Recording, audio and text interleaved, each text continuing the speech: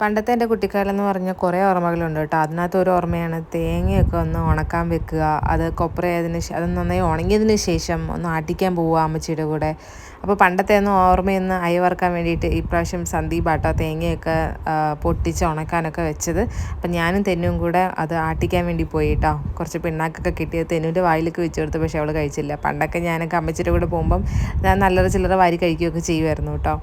ഈ വർഷത്തെ ആട്ടിയിലാണ് കേട്ടോ ഇത്രയേ കിട്ടിയുള്ളൂ. അപ്പം വീട്ടിലെ ആവശ്യത്തിന് കിട്ടും. പണ്ടൊക്കെ നമ്മൾ പുറത്തേക്ക് കടകളിലേക്കൊക്കെ വിൽക്കാനൊക്കെ കൊടുക്കും, അല്ലെങ്കിൽ അടുത്തുള്ള ആൾക്കാർക്കൊക്കെ കൊടുക്കുകയൊക്കെ ചെയ്യുമായിരുന്നു. പക്ഷേ ഇപ്പോൾ ഒന്നുമില്ല.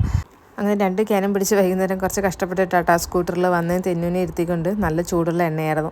അത് കഴിഞ്ഞ് ഞങ്ങൾ തിരിച്ച് പിന്നെയും രാത്രി പുറത്തോട്ട് പോയി. വേറെ ഒന്നുമല്ല, ഒരു നൈറ്റ് ഔട്ട് പോലെ കുറച്ച് അല്ലറ ചില്ലറ സാധനങ്ങളൊക്കെ വാങ്ങിക്കാനുണ്ടായിരുന്നു. കോങ്ങാടാണ് പോയത് കേട്ടോ. ഞങ്ങൾക്ക് അടുത്ത ടൗൺ എന്ന് പറയുന്നത് കോങ്ങാടാണ്, പാലക്കാടിനെക്കാട്ടിലും. അപ്പോൾ അങ്ങോട്ടേക്കാണ് സാധനങ്ങളൊക്കെ വാങ്ങിക്കാൻ പോയത്. തെന്നും അപ്പോഴത്തേക്കും ഉറങ്ങിയായിരുന്നു. അപ്പോൾ പുതിയൊരു വീഡിയോ ആയിട്ട്